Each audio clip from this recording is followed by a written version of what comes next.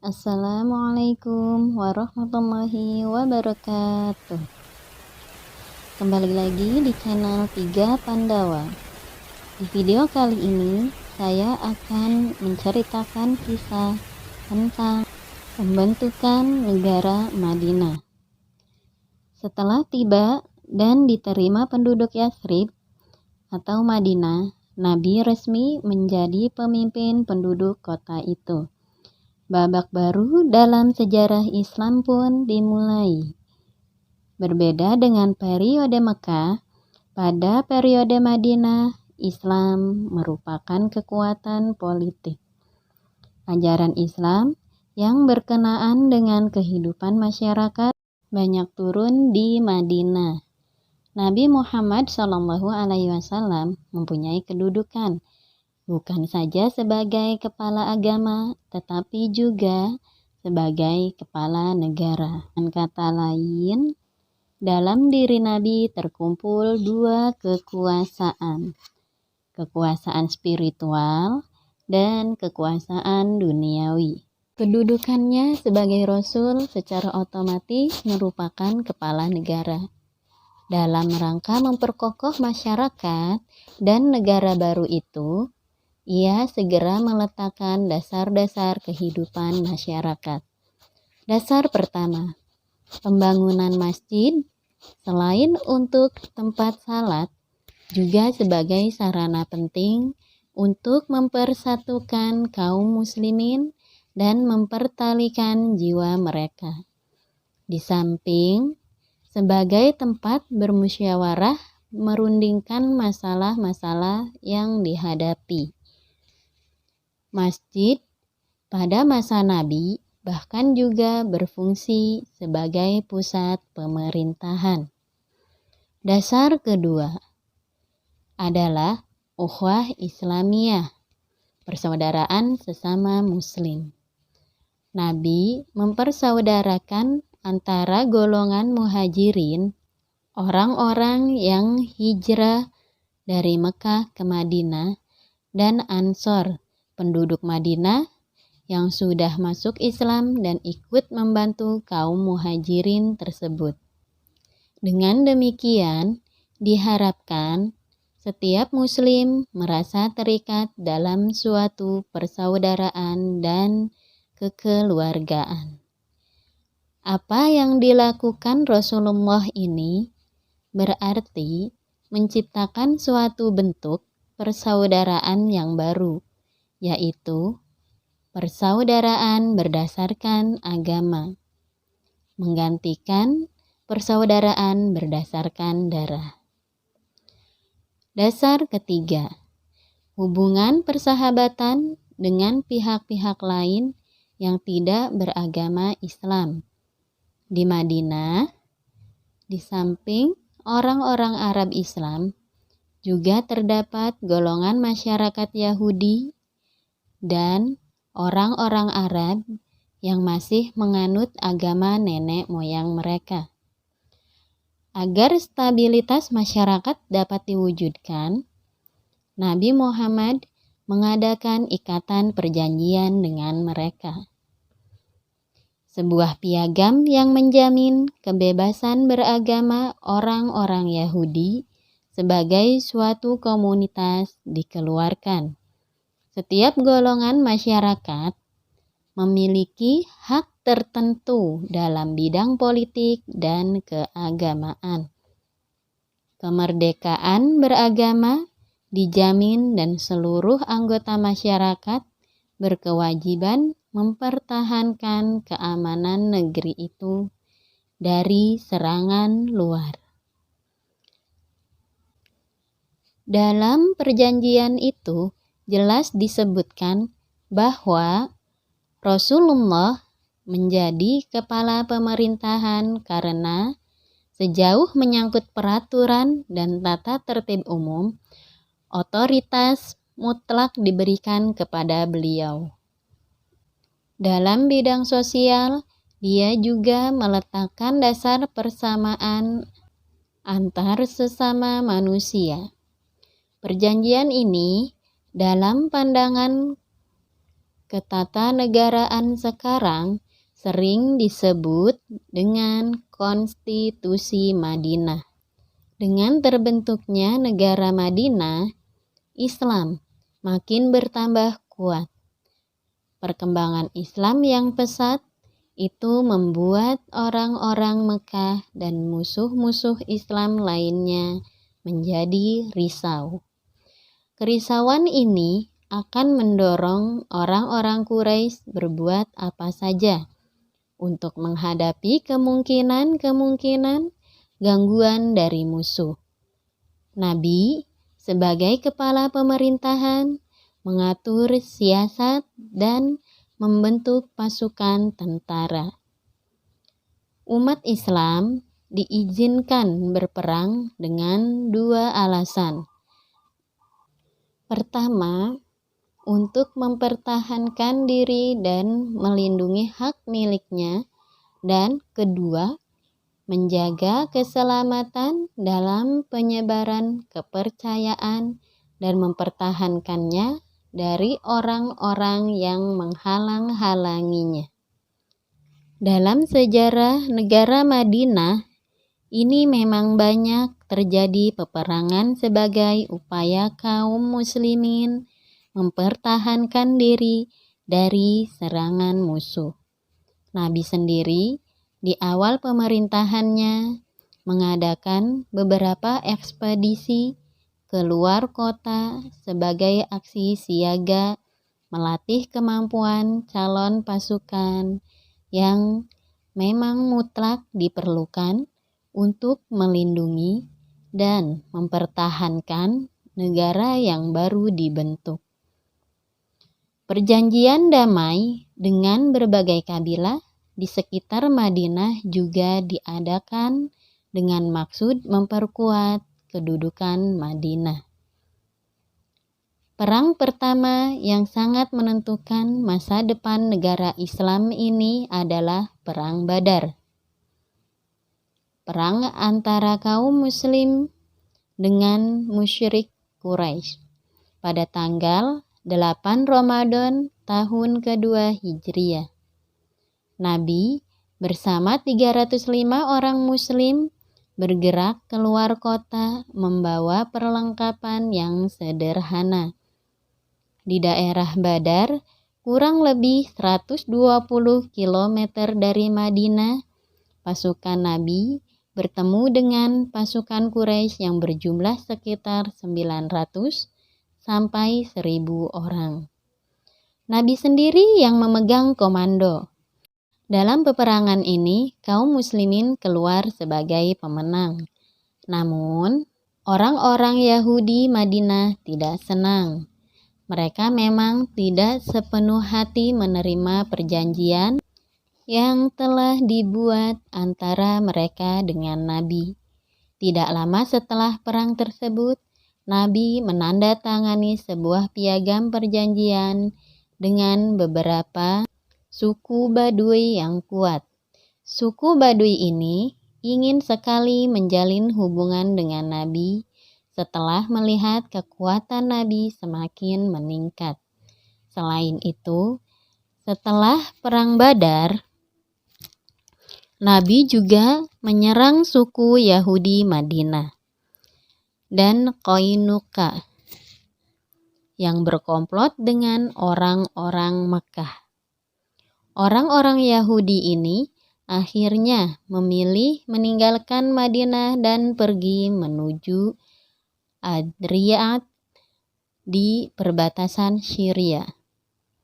Bagi kaum Quraisy Mekah, kekalahan mereka dalam Perang Badar merupakan pukulan berat. Mereka bersumpah akan membalas dendam pada tahun ketiga Hijriah. Mereka berangkat menuju Madinah membawa tidak kurang dari 3.000 pasukan berkendaraan unta, 200 pasukan berkuda di bawah pimpinan Khalid bin Walid. 700 orang di antara mereka memakai baju besi. Nabi Muhammad SAW menyongsong kedatangan mereka dengan pasukan sekitar 1.000 orang. Namun, Baru saja melewati batas kota, Abdullah bin Ubay, seorang munafik, dengan 300 orang Yahudi membelot dan kembali ke Madinah. Mereka melanggar perjanjian dan disiplin perang. Meskipun demikian, dengan 700 pasukan yang tertinggal, Nabi melanjutkan perjalanan. Beberapa kilometer dari kota Madinah, tepatnya di Bukit Uhud, kedua pasukan bertemu. Perang dahsyat pun berkobar. Pertama-tama, prajurit-prajurit Islam dalam memukul mundur tentara musuh yang lebih besar itu. Pasukan berkuda yang dipimpin oleh Khalid bin Walid gagal menembus benteng pasukan pemanah Islam. Dengan disiplin yang tinggi dan strategi perang yang jitu, pasukan yang lebih kecil itu ternyata mampu mengalahkan pasukan yang lebih besar. Kemenangan yang sudah di ambang pintu ini tiba-tiba gagal karena godaan harta peninggalan musuh. Prajurit Islam mulai memungut harta rampasan tanpa menghiraukan gerakan musuh, termasuk di dalamnya anggota pasukan pemanah yang telah diperingatkan Nabi agar tidak meninggalkan posnya. Kelengahan kaum muslimin ini dimanfaatkan dengan baik oleh musuh. Khalid bin Walid berhasil melumpuhkan pasukan pemanah Islam dan pasukan Quraisy yang tadinya sudah kabur berbalik menyerang. Pasukan Islam menjadi porak-poranda dan tak mampu menangkis serangan tersebut. Satu persatu, pahlawan Islam gugur. Bahkan Nabi sendiri terkena serangan musuh. Perang ini berakhir dengan 70 orang pejuang Islam syahid di medan laga. Pengkhianatan Abdullah bin Ubay dan pasukan Yahudi diganjar dengan tindakan tegas. Bani Nadir, satu dari dua suku Yahudi di Madinah yang berkomplot dengan Abdullah bin Ubay, diusir keluar kota. Kebanyakan mereka mengungsi ke Khaybar. Sedangkan suku Yahudi lainnya, yaitu Bani Quraiza, masih tetap di Madinah. Masyarakat Yahudi yang mengungsi ke Khaybar itu kemudian mengadakan kontak dengan masyarakat Mekah untuk menyusun kekuatan bersama guna menyerang Madinah. Mereka membentuk pasukan gabungan yang terdiri dari 24.000 orang tentara. Di dalamnya juga bergabung beberapa suku Arab lain. Mereka bergerak menuju Madinah pada tahun ke-5 Hijriah. Atas usul Salman Al-Farisi, Nabi memerintahkan umat Islam menggali parit untuk pertahanan. Setelah tentara sekutu tiba, mereka tertahan oleh parit itu. Namun, mereka mengepung Madinah dengan mendirikan kemah-kemah di luar parit, hampir sebulan lamanya. Perang ini disebut Perang Ahzab atau Perang Khandaq. Dalam suasana kritis itu, orang-orang Yahudi Bani Quraiza di bawah pimpinan Ka'ab bin Asad berkhianat. Hal ini membuat umat Islam makin terjepit. Setelah sebulan pengepungan, angin dan badai turun amat kencang. Penghantaman dan menerbangkan kemah-kemah dan seluruh perlengkapan tentara sekutu. Mereka terpaksa menghentikan pengepungan dan kembali ke negeri masing-masing tanpa hasil apapun. Sementara itu, pengkhianat-pengkhianat Yahudi Bani Quraiza dijatuhi hukuman berat, yaitu hukuman mati. Pada tahun ke-6 Hijriah, ketika ibadah haji sudah disyariatkan, Nabi memimpin sekitar 1.000 kaum muslimin berangkat ke Makkah. Bukan untuk berperang, melainkan untuk melakukan ibadah umroh. Karena itu, mereka mengenakan pakaian ihram tanpa membawa senjata. Sebelum tiba di Mekah, mereka berkemah di Hudaybiyah, beberapa kilometer dari Mekah. Penduduk Mekah tidak mengizinkan mereka masuk kota. Akhirnya, diadakan perjanjian yang dikenal dengan nama Perjanjian Hudaybiyah yang isinya antara lain: pertama, kaum muslimin belum boleh mengunjungi Ka'bah tahun ini tetapi ditangguhkan sampai tahun depan. Kedua, lama kunjungan dibatasi sampai 3 hari saja.